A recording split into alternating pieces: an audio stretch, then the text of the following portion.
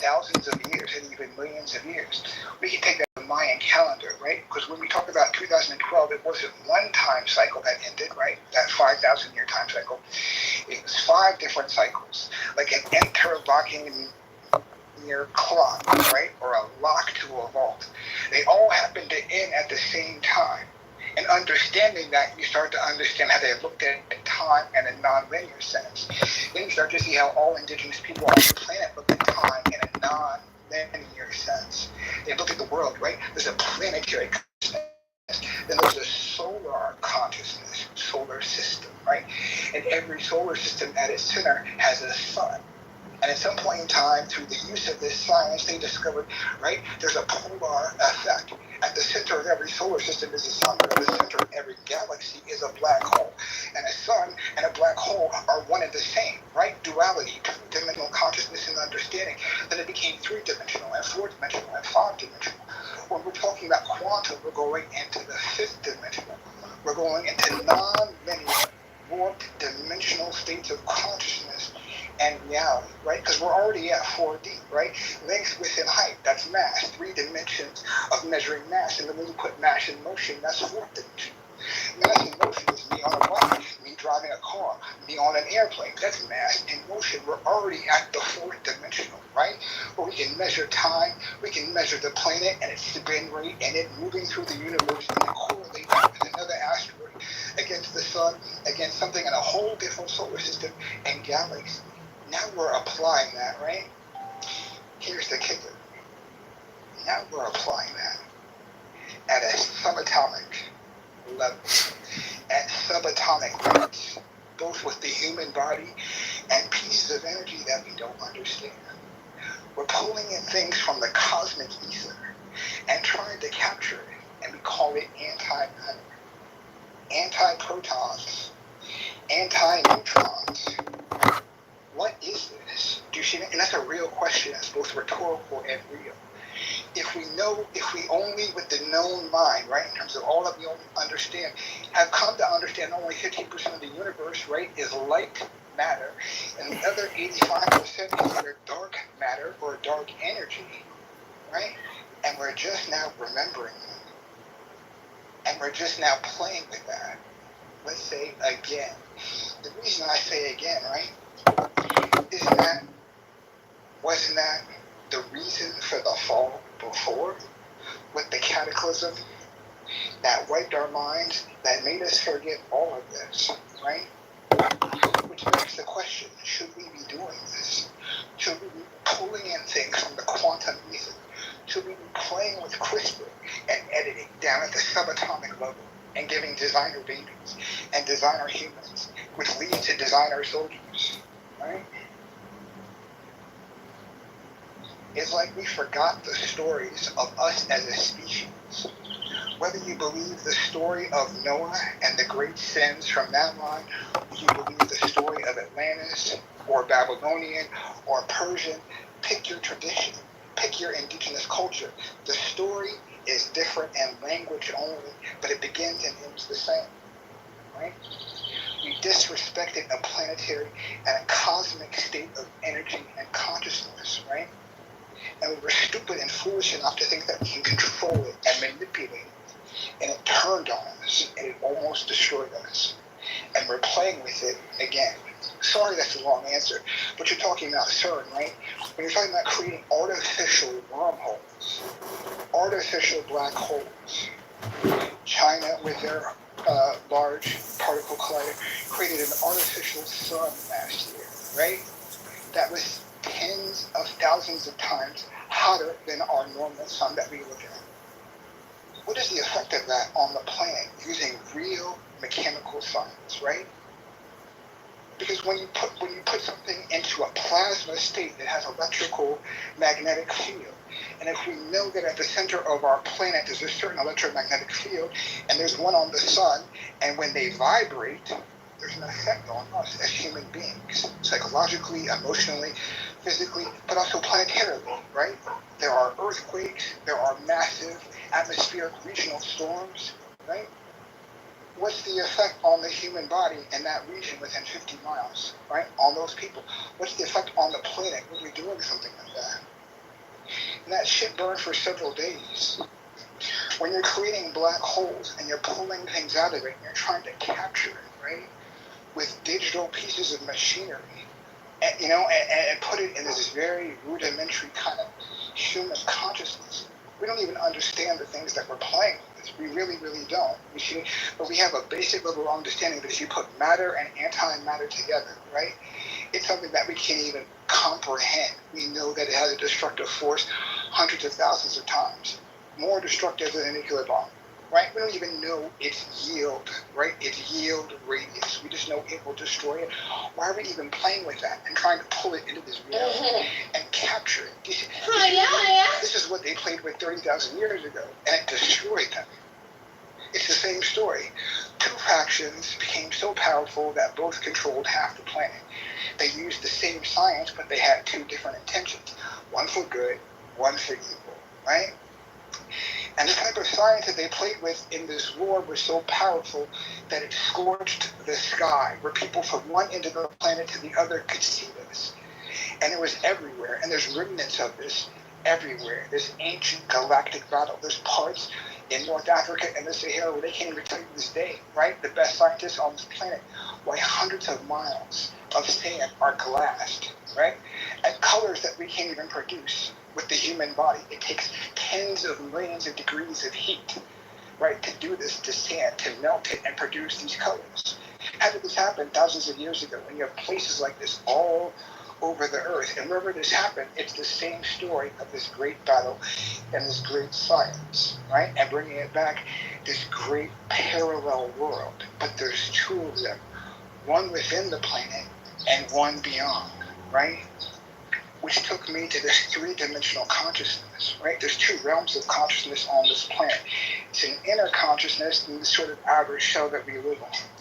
Sort of like in a degraded human state, we're like a virus when we forget ourselves, right? Eagle. Living in this host body. Yeah, go ahead, bro. Question. Do you think it's possible that the two different worlds are the physical we're living and then when we go to sleep, how we experience the dream world, we're still trying to comprehend dreams and everybody's trying to figure out what the dreams really are. Could that be what you're talking about? Could that be the two different? Or is it something else? Oh, I think so. I think that's our transmitter, right? So like we do three things. We're receiving and transmitting at the same time to both of those worlds, and then in the dream state processing this world. So it's like we're processing three different worlds at the same time. So it's like radio frequencies, right? The reason that people would still pick up Hitler and the Olympics in 1938, 1940 is because radio frequencies don't go away, right? So this is why we can pick up radio frequencies from a billion years ago, from galaxies billions of years away, right? So it's like this Merkaba transmitter within us is always picking up these signals, I think, from this inner dimension, right, this warped dimensional reality, and from this outer dimension. Like, in terms of the galaxy itself, which is always bringing in other forms of consciousness and energies. Because dark matter is, I think you know this in terms of science, there's galaxies and solar systems that are always colliding. Our solar system is colliding, I think, with Andromeda, right? So in like 10 million years, like, we'll be a fused galaxy, and our sun is dying. So we have to figure something out, because in a billion years, it'll die out and we won't be here. I think there are civilizations that are that old, and they've evolved, and they found a way to be here. And I think these beings, some of them that we see, live on this planet, and they are far older than we can realize. I don't think they have malicious intent, because if they wanted to harm us, they would have done it by now. The only intervention that I've seen is when we use nuclear weapons, right? That's the farthest intervention that I've seen. I think most of the benevolent abductions are being done by the U.S. government, right? To scare people off from this connection. Because it changes everything. But most importantly, the greatest currency in the galaxy is intent. When you say that you believe in something, that is worth more than anything on this planet, in the solar system, in the galaxy. You are making a soul contract with something on a quantum subatomic level. You are entangling yourself to it in ways that we don't quite understand, but I think other beings do, right? Which is why they manufacture consent and they sell us all these false realities. We have to believe in them to give them energy. They're literally feeding off of us in multi-dimensional ways, psychologically, emotionally, right, financially, physically. I dare you, test how free you think you are, and you will come upon a whole invisible prism of laws and regulations and taxes. And if you do it fast enough, right, they will go to the boardroom and literally create laws to stop you. And it's not just here in America, it's all over the world. That is the invisible prison planet, right? When you reach a certain stage of consciousness, it breaks the matrix itself, which is why are you paying to live? Why are you paying for energy? Why are you paying for water? Why are you paying for information and education and medicine? That is the fucking trap, right? That is the fucking trap. And people are waking up to it. And all over the world, whenever people do, there is a revolution, there is a stirring, right? And a friction between two energies. And sometimes you see it in the physical form. And we know what it is. It's spiritual war. That's what's happening now, right? Because when you answer the question of interdimensional beings in a reality, or UFOs and UAPs, it ends all of this. The realm of religion, taxes, governments, all of it. It doesn't matter if it's a light bill company in India or America. Why are we paying for energy when just in this one discovery, right, there's no more need for governments, religions, because we just discovered zero point. Zero point energy, which is a endless source of energy, but we've also discovered it's an endless source of force. So we can propel ourselves using zero force energy to anywhere we want. But it's a quantum force, right? Which means it's a warp dimensional field, so we can transport, right? It's like NASA's working on this now, the quantum drive engine. They want to put on a satellite, right? So they want to put one around the moon. The second one they're launching in 3 years. We're going to send that shit several galaxies away. That satellite will be able to pick up information, and the one around the moon, because they're quantum entangled, will be able to read and know all of that data instantly. So there won't be a delay of 9 to 12 hours in light transmission. And I was like, what? Right? So I take that science and I say, well, what if people were practicing that already? You know, tailoring themselves not only to, let's say, people, but places like pyramids, right? And those pyramids they were using to entangle to other places like solar systems, galaxies, planets. Why are there pyramids on the Earth? In certain places that are directly aligned to the pyramids on Mars, right? The pyramids on Europa. Why do people have... Yeah, go ahead. The ether and 0 point energy, from my understanding, are the same thing. And if you want to know how to make a free energy device, legitimately, I can go over it with you. The average person would be able to pull it off, and it won't be that expensive. You want me to continue? Oh yeah, go for it. I was just keeping the conversation going. Yeah, jump in. The Faraday disc, microfaraday, the diameter of the disc determines the voltage, and the voltage squares on itself. The thickness determines the amperage. So take a rectangle, like a paper-thin rectangle, skinny on one end, like 3 feet by a mile long, let's say. And it's magnetized north up through, not north and south facing the ends, but like if you were to lay it down, north coming up from it being laid down.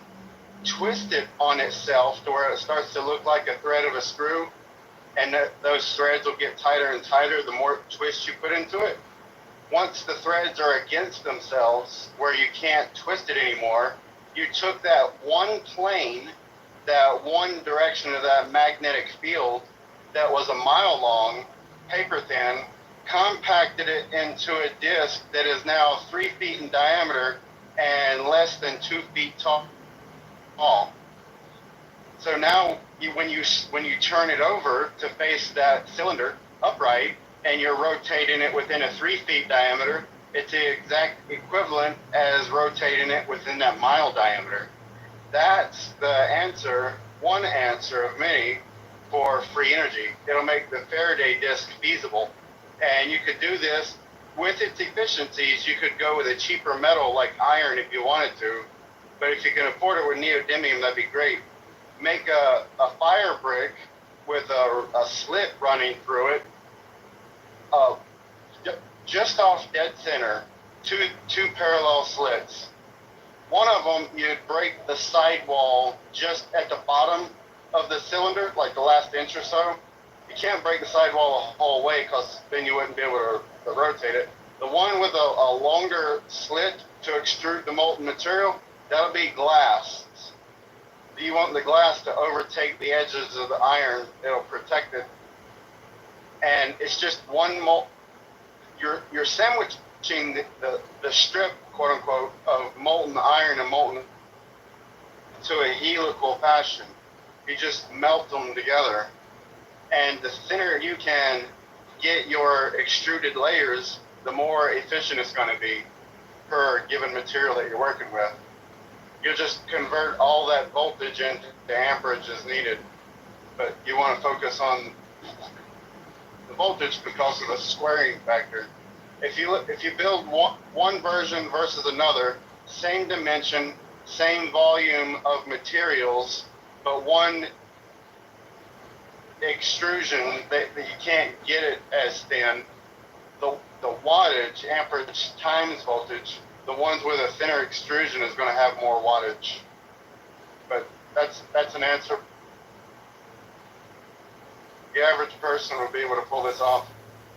I'm driving, so I can't keep like tapping my phone a lot. I've got an inward facing camera. But any questions? Well, while you're here, tell us, what do you think about CERN? What do you think about CERN playing with micro dimensions and black holes and portals? On the black hole note, there's a guy, Ken Wheeler, on YouTube. He understands magnetism better than most people. He explained the magnet is a duality of two different kinds of energies. There's one energy, but in two different forms. When you make a magnet apparently stronger, like observably stronger, the true magnetism, that half of the energy actually shrinks. It retracts to the peripheral edge of the magnet, and something to do with dielectric inertia and acceleration, that kind of energy that forms the hourglass shape that's in the center, it gets larger. He said if he was to give that one half that's in the center of a magnet, hourglass shape, if he was to give it enough power, the magnet would just disappear from existence. It wouldn't be observable. Does that add anything?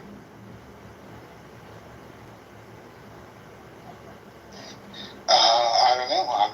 That's interesting, because it reminds me of the patents that we were going over, like last year. I don't know if you were here. So all of the patents that the U.S. Navy has, specifically, I'm thinking of the ones that have to do with pi and its work with the U.S. Navy, like specifically the TR-3, right, the diamond-shaped one. All of those anti-gravitic engines deal with those same properties, right? Or I should say, counter-rotating magnetic fields with some kind of liquid metal right at the center of its engine, and somehow that creates this I don't know, anti-polar field that creates this whole new property, which falls into Townsend Brown's equation where he was solving Einstein's finished work there. I don't know, how do you feel about that? That's what I was sort of rambling about before in terms of Townsend Brown, where he finished that, and then NASA is taking that along with their quantum work and then sort of fusing it all together, right? Their quantum drive, their quantum entanglement, now with this new form of both power, right, and a force, a non-kinetic force. But they're opening up the force part, but sort of like hiding the 0 point energy storage part. What do you think about that?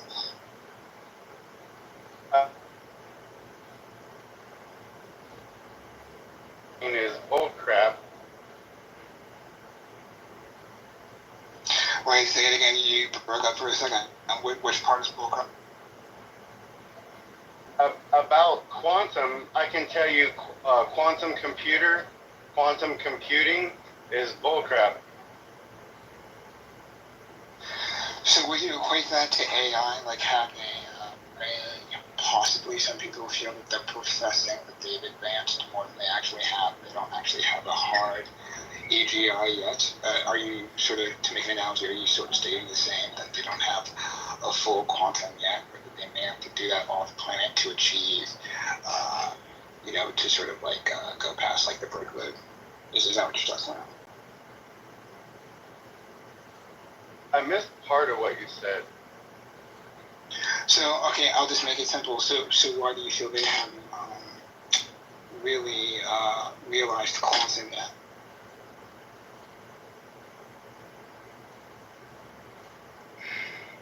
Well, it has to be measurable, so maybe our equipment that is measuring it is not good enough.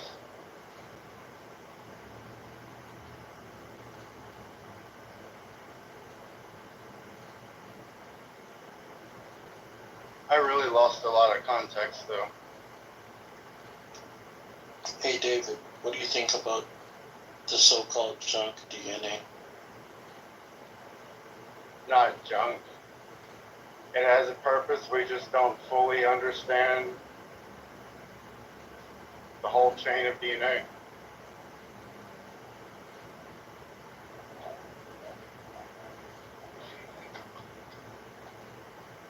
We're more junk DNA than anything else, and black hole computing is an actual thing. But as far as everything else that's being said, I don't know the actual patents you guys are talking about. If you could put it in the chat, that would be nice. Hey, if you want to manifest matter, like you got like a little flake of gold or titanium or just whatever, and you want more of it, make an electrolyzer unit to split water, take the hydrogen and the oxygen, run them through a torch tip. At the tip of the torch, get your compression and flow rates and everything just right to where it's exactly 2 parts hydrogen, 1 part oxygen at the torch tip. For one, outside of being the world's best torch, if you get your ratios just right, the torch tip will never heat up. So if it starts to produce heat, that's an indication you don't got your ratio perfectly balanced. But you'll still get water out of the flame if you're close enough. That water, that flame is a nuclear thermal reaction. And for a short period of time, whatever that water comes in contact with has the properties to be able to manifest more of it. I have a question of what you said earlier. You said that quantum computing is bullshit. Can you elaborate on that? Black hole computing exists, man. Quantum computing. I mean, they all exist. There's tables and stuff. I've seen the explanations on it. You don't get the right answer the first time. You throw your computation into the quantum algorithm, so to speak, and you get answers all over the place. And then you just take the average of them. That's why it's bullcrap. People can affect number generators by thoughts. So maybe that's correlated to why it's all over the place. But you shouldn't have to throw hundreds of thousands of computations of what is 1 + 1 just to take the average of them all to get 2.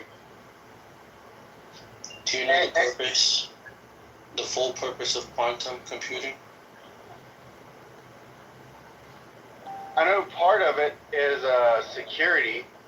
Whenever it's in a multi-state, whenever you observe it, it has to settle to a particular answer. So if it's in transport, while it's in quantum, if your transmission is spied upon, you'll know it when you receive it. Right, so the reason I asked that question and the answer you gave, if you don't know the full aspect of quantum computing, how can it be bullshit when you don't know the full aspect of its purpose? For the speed of it, anyway. I've got a computer architecture that I channeled the information from a higher power. This architecture has limitless parallelism, literally, truly limitless parallelism. It would give a quantum computer in regards to mathematical computation. It put it in the dust. Can we? I'm sorry. Go ahead. Finish.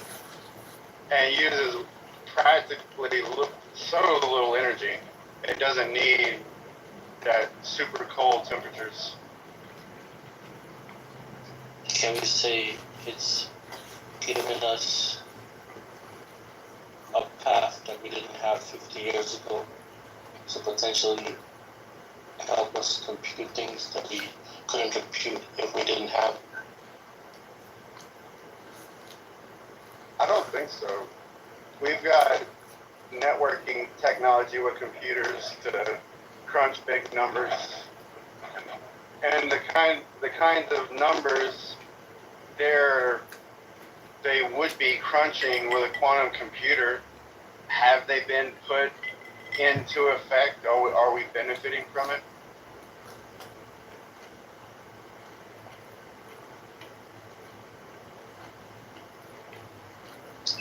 I as well am not too sure 100% what they're using the quantum computer for. It's a step into the future, and yes, human beings can possibly, in the next 100 lifetimes, do what the quantum computer can do. However, it would be nice to bring out new technologies with the calculations. The calculations it does. I'm not too sure 100%. I'm not going to claim right now, but I know that it's going to help us solve a little bit of the things that we need, maybe more things that we perceive in the future. Maybe we're doing some work right now that the quantum computer is helping us. Maybe, as we can look into the future, foreseeable future. Foreseeable universe. So there's a whole lot of things that you need a quantum computer for. You can see farther than possibly what your eyes can see. So maybe that's one of the things that's a benefit for a quantum computer. Isn't it? If they run experiments with quantum computers and they feed in all of Clownhouse and all the Google searches and all the YouTube meta, and they feed it all in and give it unlimited what's it going to do? It's just going to it's like everything exists in your memory, my memory, our memory. There is some type of collective consciousness, but then there is also just you, little old you, with your tiny little brain that remembers all this shit. So I'm just saying they're gonna run experiments and call it science and tax you to death, take all your money, and give you nothing. It's still a computer. It's just going through algorithms, TTL logic and or exclusive or not, the basic logic gates. It's still doing the exact same kinds of computation. Listen, I'm saying that there's two types of technological innovations which would revolutionize our reality. That's one, like an atomizer to create anything you want out of thin air, and B, transportation technology. The information technology is now. You're on a very highly advanced research experiment. I believe the government is funding this app, directly or indirectly. But I think this is tied into some type of government crypto communication type investment. And you're all participants basically in a government funded experiment. It's emotion recognition. They can determine your emotions from your voice. I know that's it too for a long time. This is evil. And then it was confirmed in the fall. So that's just used to be on, like energy weapons and stuff like that. I guess I'll get the midpoint. Last summer we were on Lahaina and the wildfires. So this guy, David, you may have seen, he, like real Christian, he was trying to start his rooms on target individuals, like Savannah syndrome. He came into Augustus's room, right? It was like a small group of like 6 or 7 of us. We had just started, we were cranking it out for like maybe like 15 minutes. Small group, just 6 or 7 of us in the audience. In comes this fucking guy. Nobody's friends with him. I shit you not, in his profile. He was the 4-star, and I'll, if you people want, I'll link his Wikipedia. He was the 4-star Assistant Chief of Staff of the U.S. Air Force. He's now, this is a black guy, about 64. He's now U.S. Air Force 4-star General. He's now the head of the Joint Chiefs of Staff. When he came in last year into the room, he was the Assistant Chief of Staff for the U.S. Air Force. Guy came in the room, wasn't friends with anybody, right? And jumped on stage and starts talking and listening. It sort of freaked us out. We were quiet, right? But like he was giving complete government shell propaganda, like leading the government. Yeah, people were asking directly about like Havana and all this stuff, but that was pretty positive for me. Like, because we were asking, like, you've been in any rooms? No. When did you join Clubhouse? Just a little bit ago. This is the first room. Like, came to really? Like, you just happened to find us? Yeah, they were saying. So, I don't know. There's a paper that I can drop, and I've been telling people this for years, and they freak out about it. And I'm like, Skynet is real. Right? So, for those who are prior service, like, I don't know, maybe if you're clearance high enough, you know this shit, because it went operational in the field in Iraq and Afghanistan in 2004 as Project Alice, right?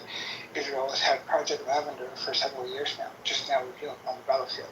People are freaking out about that. Oh, AI is targeting people, Israel, AI, whatever. We were doing that shit in Iraq and Afghanistan in 2004, 2006. Continued to evolve, right? There were new algorithms written, you know, DARPA, IARPA, all that shit, right? DARPA, we know that one. IARPA is the CIA version of that. They were writing all these crazy algorithms, right? While DARPA was working on their, you know, micro insects and their robot dogs and all that shit, which surprisingly is already out here. If people didn't know, right? So Bill Gates and the micro insects to fight Zika 6 years ago, that was a lie. That was bullshit. There's millions of those that have been sprayed all across like Florida, the Southwest, Alabama, Georgia, what have you. Those robot dogs already out here, like used with certain police forces. Predictive programming has been used for 8 or 9 years. The FBI has been using it. They admitted it at least for 10 years. It's used on a state and local level now. Predictive programming is when you see somebody commit a crime, right? And then within a half an hour of that crime, on the media, they have unlocked all of your social media. Well, how is that possible? Well, it's 2 different running programs, right? So when George Bush started those fusion centers and they said we're going to hunt for terrorists, and people were like, well, actually, we think you're going to turn that domestically on to the citizenry and use it against us. They were proven right. That's what fusion centers are for. So they collect everything worldwide in real time on not just every American, but 90% of the fucking planet. That's what they do. They've been doing that for 15 years, right? Already, right? So everything you say and do on anything digital just goes through these fusion centers, and it's keyword operated. They had this shit in 1979, right? And it was under the headquarters of the NSA at Fort Meade in Washington, D.C. It was 6 football fields long, and that was back then on rotary phones where they had that, right? And the line of code in terms of the key phrases was about 1,000 different words, right?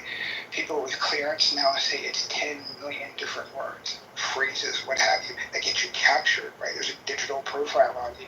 They've been doing that shit since 2004. It's the same technology used both in the battlefield in terms of foreign policy, but also domestically as well. It's the same technology in Canada that cut off the truckers last year, right? That's how the Prime Minister, that was exactly what he was using. It's a fusion program, and it's fused into literally everything that we have. China in 2010 said that we can hack anything that's electrical, but not through your router, but through the electrical outlet in your house or your building. That was in 2010, right? They can hack through electrical wires. We've been able to do the same thing. That was a technology that they stole from us in 2008 when they had the DoD database. You see me? All of these technologies are out of the box now. CRISPR has been out of the box since 2016, where there are people in their basement that are slicing DNA and putting it together. You see me? Blue beam technology is outside of the hands of the government. It's now garage technology.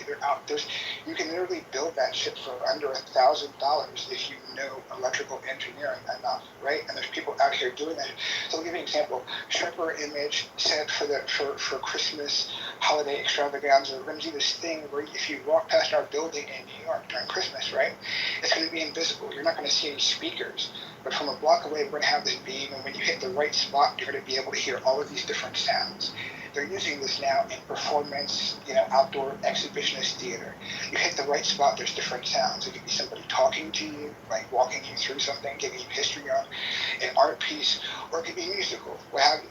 You see these commercials for like wireless musical this concerts where people go to fields and they're wearing headphones, it's all wireless and you hear nothing. That's blue beam technology. It's the same technology that they're using on protesters in the street, which they call LRAD, right? You step into a beam and it's so disorientating in the center of your brain because it's ricocheting off your internal bone structure and the nerve endings, right? It creates this rickety sound. It drops you to your knees. There's another one that creates an internal burning effect on your nerve endings all over your body. It feels like you're in a microwave and you're cooking. They've been using this on protesters for the last 24 years, since the first anti-war protest in 2001. Do you see me? That's blue beam technology. If they've been doing that for decades, who's to say they're not doing that on a larger spectrum? Do you see me? Why did France ban the iPhone when they're talking about electromagnetic radiation at such high levels that it's changing your brain wave state? Because most people operate with a phone within a foot, right, to their brain. You feel your brain heating up. Have you ever had your iPad, your tablet on your lap, and you're playing a game for so long you actually start sweating, even though you have the windows open? And it's March and it's 60 degrees, that's the electromagnetic radiation, like a microwave cooking us. See what I mean? That's why France banned the phone. But they also put out a scientific paper talking about the dangers of 5G, right? If you have these towers at every eighth of a mile, all across the planet at the same frequency that the brain resonates at, and EM fields at high enough concentrations can cause cancer. Do you see what I mean? Right. And you're spraying the skies, right, with metallic particles, metallic shafting. That's another report, right? So for node, you asked for the patent. Sorry, I'm going on a tangent. I put that up top. Skip down to the fourth paragraph, right? These are all technologies that now the government has admitted that they have. So if you skip down to the description, it says the present invention relates to the field of propulsion by changing the metric tensor of space-time via manipulation, right? Manipulation of electric charges and of electric fields, right? So they're creating enough counter-rotating EM fields, right? This equation, the Townsend-Brown equation, right? In terms of how much negative or positive G propulsional force do you need, right, before you have breakaway. So there are 18 different patents like this out here. Half of them belong to the U.S. Navy, right? So when people talk about Townsend Brown, I think that's what they're talking about. Townsend Brown was working on this in the 70s, right? So there were reports about how Townsend Brown solved this equation somewhere in the 70s, 80s, what have you, and it's been 40 years of cover-up. And now they're talking about this. This is why they're talking about this. So NASA just 3 months ago put out a paper on how humans can traverse portals and wormholes now. And it's based on this same equation. There's the Chinese one who's working on it as well, right? There's all of these different cases where people are saying we're using the same equation, we came to the same science. Not only is it possible, it's feasible, and we see, right? So that's what David Grush in the congressional testimony, when he was talking about UFOs and UAPs, he was going 10 levels deeper than this patent, right? So not just looking at the basic elementary equations and the science of it, but he's going to bring in people like Hal Puthoff, right, where they could break down the engineering and the specific mil labs, the military and the civilian labs, because some of it's being held by military, but most of it's being held by civilian contractors like Donald Douglas, Boeing, what have you. These are the people who are working on it, been contract. So I'll give you an example. The DoD had a film back in 1959 where they were, it was a thing called the G drive. They were actually working on gravitational drive engines back then. So it's not so conspiratorial, right? They killed that project, but they came really close. Where they go about like 300-500 feet, right? So it's that same work. Einstein, Townsend Brown, Oppenheimer, a lot of people were trying to work to solve this. So now it's solved, and people are using this equation in different applications, right? Whether it's satellites, it's in space, they're using it in a medical field in terms of that. They're actually trying to harness new elements and particles to add to the periodic table in that sense, like we were talking about CERN. And then some people are just trying to channel it and harvest it on their own. And we don't even really know because there's so many, right? There's CERN, there's the large ones, there's smaller ones, there's tens of thousands of them all over the planet. There's at least 10,000 in the United States alone. So there's no registry of like really what people are doing, unless they really file scientific papers, right, and document their work. So as to like what's out here, China talked about how they have neural weapons, right? The United States government during COVID admitted this. A lot of people missed this. How they have remote neural mapping now. If people type into Google, just type in remote neural mapping. I don't even have to Google it. There's so much stuff out there on that. People are doing this now. You see this in commercials talking about you can go into a doctor and it's an AI mirror, right? And they will diagnose you and connect you like in a fucking zone to a doctor who's 2,000 miles away. That's remote. We call it biometrics. And so it's down to a science now where they can do that with satellites. And they can remote brain map a whole fucking city or town or village. And just like they had the technology to pinpoint down to a license plate in 1984, they can do that with human beings now. Right? And literally map your brain and your frequency and find you in 21 different ways for something. Right? In ways that the most common person doesn't even understand, right? While we're questioning quantum, they've been playing with that shit for 20 years, but against us, right? They're playing with G fields, G waves, S fields, S waves, scalar fields, right? And all of that shit, they've been playing with that stuff, right? So it's like, what are they going to do when they capture whatever they're trying to capture? Because they're hiding that their intent at CERN. What are you going to do with that, right? Because the intent reveals what kind of, right, lodge or medicine they're practicing. Right? Like, what is the intent behind it? This is why I asked that question rhetorically. Are we repeating the past? What happened 15,000 years ago, 30,000 years ago, right? Using this great high science, but with an ill intent. Because it seems like that's what we're doing again, right? We're meshing animal DNA into our food, where we have GMO shit now, where it's like part tomato, part frog DNA. And we're like, oh, hold my beer, I'll do one better.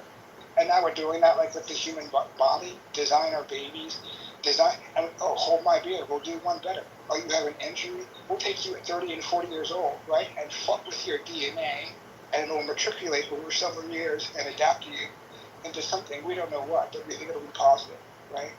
Here's a $200 charge. Let us track you for a couple of years because you're a fucking walking scientific experiment. And this is the stuff that we're doing on a daily basis, and when people like us, we question it, but most people are just like, it's like everyday shit. You know what I mean? And I'm like, we're creating black holes, and we're creating fucking microsuns. We're splitting people's DNA, like in infants, children, before they're even born. That was the whole thing with the COVID vaccine, right? Like, this thing that they put into it is fucking with our DNA. And they will not tell us whether it's temporary, or it's permanent, or it's hereditary, right? If I have children, let's say I got the shot and 16 boosters, right? Does that mutate my DNA where it passes on and that can be picked up in a genetic test with my children, my offspring? Right? These are the concerns because it's not just the vaccine itself, but there's lots of different things where they're playing with the science, right? They're going at the same time, which is why most people are not catching it. They're going big and they're going small. They're going meta and they're going subatomic at the same time.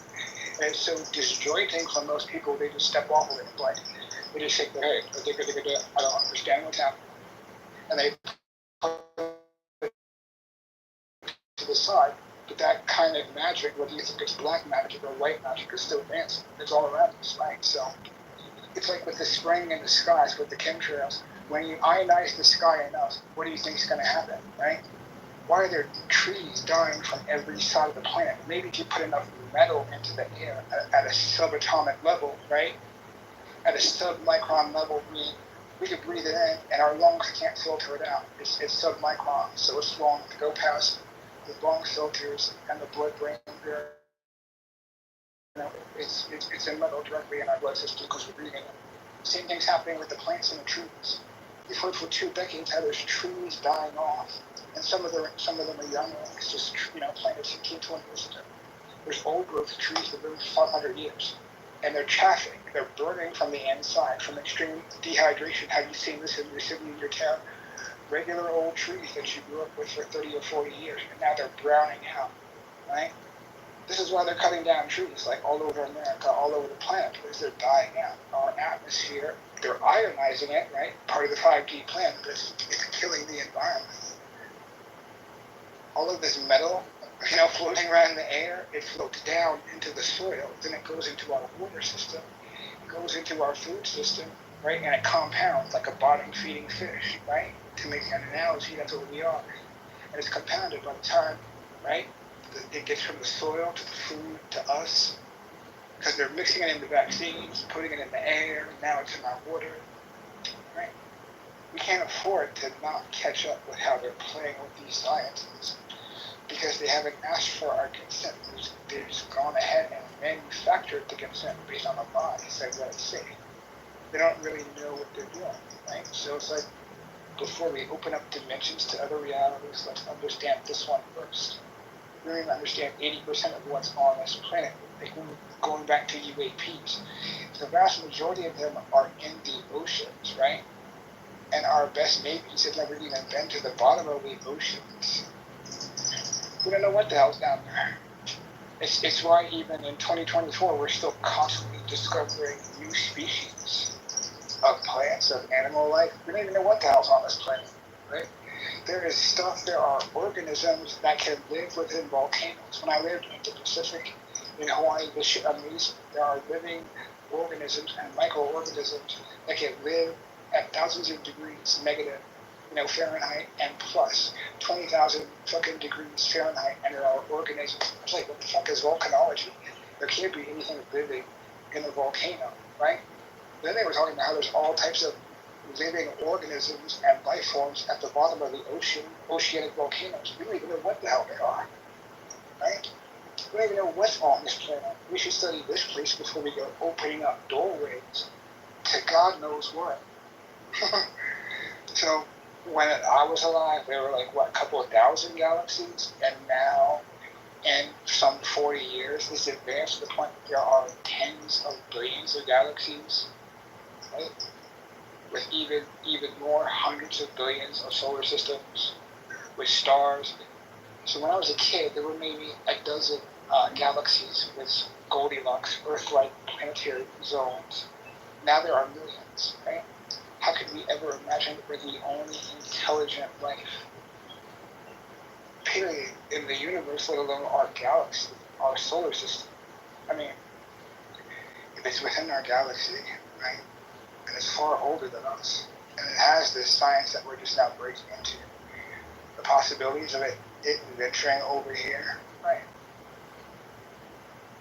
So if you're asking why would it not be benevolent or benevolent, I don't even think we're interested enough in these people, to be honest with you. I think we're so regressive, right? In our evolution, like we're not even interested in.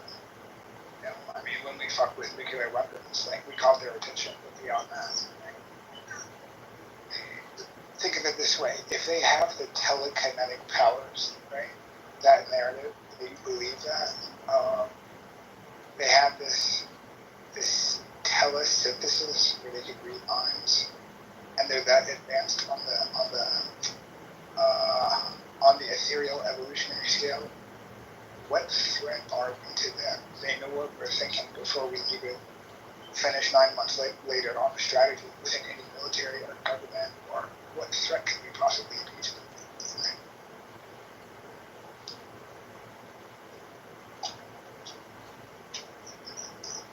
Yeah, I don't know, just jump in. I'm just carrying the conversation on. But if nobody's seen those patents before, like, some of the same people that are talking about these patents and that science, the same people that are talking about these civilizations and how is the bridge between this new science and this old science, and it's how it's interconnected. It's coming full circle, right? It's giving due justice to like old ancient civilizations that were pushed aside before, right? Not just in North America, whether it's like the Mayans, the Aztec, or the Olmec, or what have you, or Kitover, but there's a vast amount of others who perfected this. So I don't know, it's interesting.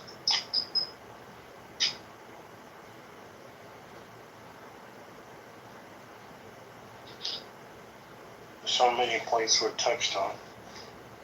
I believe I would like to touch on the life on other planets and why no contact.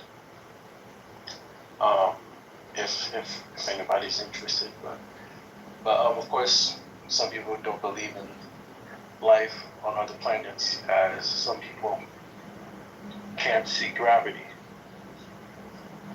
but it holds them down to the earth.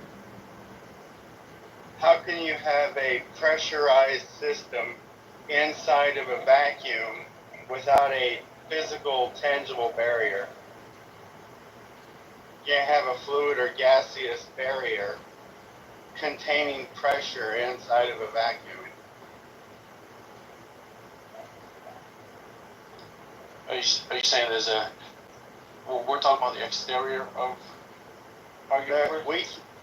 We're in a dome, or at least some kind of container. We're not able to leave.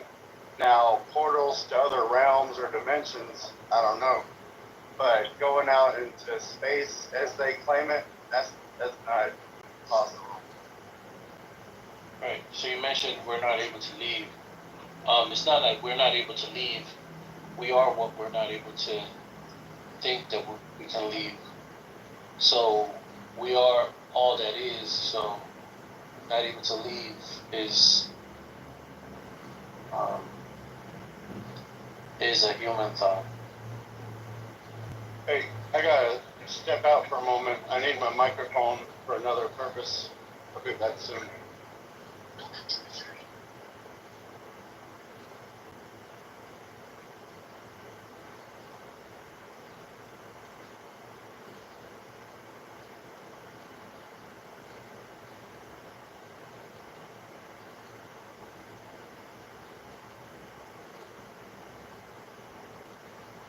A lot of people are sometimes,